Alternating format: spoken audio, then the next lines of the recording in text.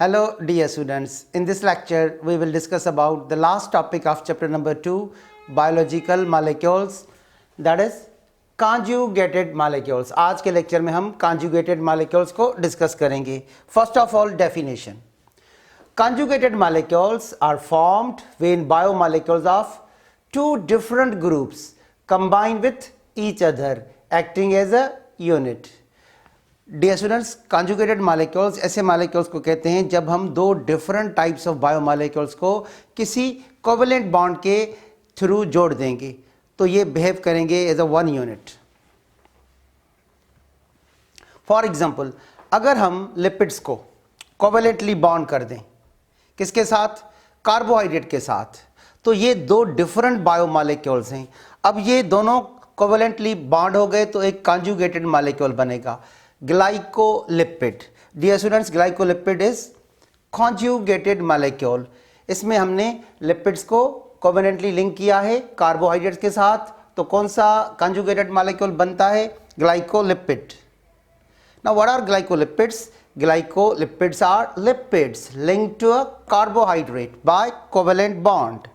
और इसी तरह अगर हम प्रोटीन्स को कोवेलेंटली लिंक कर दें किसके साथ? कार्बोहाइड्रेट के साथ, तो हमें दूसरा कॉन्जुगेटेड मॉलिक्यूल मिलेगा and that is glycoprotein, a conjugated molecule. Now what is glycoproteins?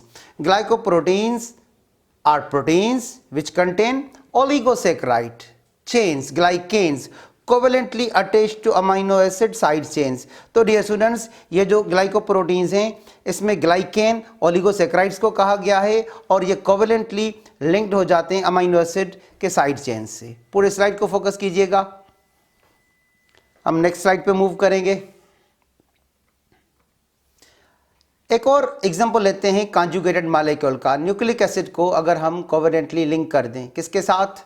Protein के साथ, तो कौन सा कॉन्जुगेटेड मॉलिक्यूल बनेगा? Nucleoprotein, a conjugated molecule. Now what is definition of nucleoprotein? Nucleoproteins are conjugated protein consisting of a protein linked to a nucleic acid. एक और example लेते हैं conjugated molecule का. Lipids are covalently linked to protein and they form a conjugated molecule known as lipoprotein, a conjugated molecule. Now definition of lipoprotein. Lipoprotein is conjugated molecule containing both lipid and protein. पूरे slide को focus कीजिएगा. Dear students, अब हम start करते हैं glycolipid से. What are glycolipids? When the lipids are covalently linked to carbohydrate, they form a conjugated molecule known as glycolipid. Definition: glycolipids are lipids linked to a carbohydrate by which bond? Glycosidic covalent bond. Glycolipids are also called as cerebrosides because they are found in brain. Glycolipids को cerebrosides भी कहा जाता है क्योंकि ये brain में पाए जाते हैं और इनका एक important फंक्शन है. Cerebrosides are important constituents of the membranes of nerve and brain cells. तो ये न्यूरॉन के जो सेल मेम्ब्रेन है उनको स्ट्रक्चर देते हैं, उनको स्टेबिलिटी देते हैं. पूरे स्लाइड को फोकस कीजिएगा. अब हम डिस्कस करेंगे ग्लाइकोप्रोटीन्स को. When proteins are linked covalently with carbohydrate, they form a conjugated molecule known as glycoprotein. Now definition of glycoproteins. Glycoproteins are proteins which contain oligosaccharide chains, glycan, covalently attached to amino acid side chains. ये कहाँ पे पाए जाते हैं glycoproteins? Dear students, the cell membrane also possess some amount of glycoproteins. और कुछ hormones होते हैं वो ग्लाइकोप्रोटीन्स के बने हुए होते हैं.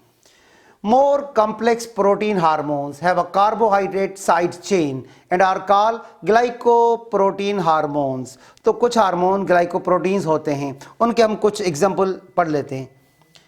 Glycoprotein hormones are follicle stimulating hormone, in short FSH, luteinizing hormone, in short LH, thyroid stimulating hormone, in short TSH, and human chorionic gonadotropin hormone, in short HCG। तो डियर स्टूडेंट्स कुछ hormones glycoproteins के बने हुए होते हैं। पूरे slide को focus कीजिएगा। अब हम एक और कॉन्जुगेटेड मॉलिक्यूल को पढ़ेंगे, nucleoprotein. When nucleic acids are covalently linked to a protein, they form a conjugated molecule known as nucleoprotein. Definition: nucleoproteins are conjugated protein consisting of a protein linked to nucleic acid। तो इसमें एक molecule protein का होगा और दूसरा molecule nucleic acid का होगा। एक एग्जांपल लेते हैं। For example DNA is nucleic acid and the protein linked with DNA is histone। अब DNA न्यूक्लिक एसिड है, उसके साथ प्रोटीन लिंक हो गया histone. The resulting nucleoprotein is found in chromosome। ये क्रोमोसोम में पाए जाते हैं। पूरे स्लाइड को फोकस कीजिएगा ताकि हमारे स्टूडेंट्स इसका भी स्क्रीनशॉट ले सकें। Now lipoprotein, when lipids are covalently linked to a protein, they form lipoprotein, a conjugated molecule। Lipoprotein is conjugated molecule containing both lipid and protein। Dear students, cholesterol blood में insoluble होता है। Cholesterol is insoluble in blood and so it must be bound to lipoproteins in order to be transported। Dear students, जैसा कि लिखा गया है कि cholesterol blood में इंसॉल्युबल होता है, तो उसकी ट्रांसपोर्टेशन के लिए लिपोप्रोटीन की ज़रूरत होती है। तो आज हम इस लेक्चर में दो लिपोप्रोटीन पढ़ेंगे, LDL लो डेंसिटी लिपोप्रोटीन और HDL हाई डेंसिटी लिपोप्रोटीन। दोनों कोलेस्ट्रॉल को ब्लड प्लाज्मा के थ्रू मूव करते हैं, ट्रांसपोर्ट करते हैं। देखें किस तरह। Two types of lipoprotein are involved in transport of cholesterol in blood, LDL or HDL। Dear students, this is the diagram showing LDL low density lipoprotein। अब इसमें ये जो ऊपर वाला पोर्शन है ये प्रोटीन का पोर्शन है और ये जो नीचे वाला पोर्शन है ये फैट है, लिपिड है, ये लिपोप्रोटीन है क्योंकि इसमें प्रोटीन कोवेलेंटली लिंक्ड है किसके साथ, लिपिड के साथ।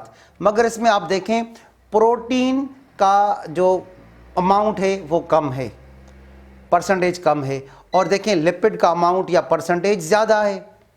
तो याद रखिएगा लो density lipoprotein LDL having more lipids and less protein, इसमें प्रोटीन कम होगा और लिपिड ज़्यादा होगा। और हम दूसरा देखते हैं HDL। This is the diagram showing HDL high density lipoprotein. अब इसमें ऊपर वाला पोर्शन प्रोटीन का है, नीचे वाला पोर्शन लिपिड का है। तो देखें इसमें प्रोटीन का परसेंटेज ज़्यादा होगा और इसमें लिपिड का परसेंटेज कम होगा।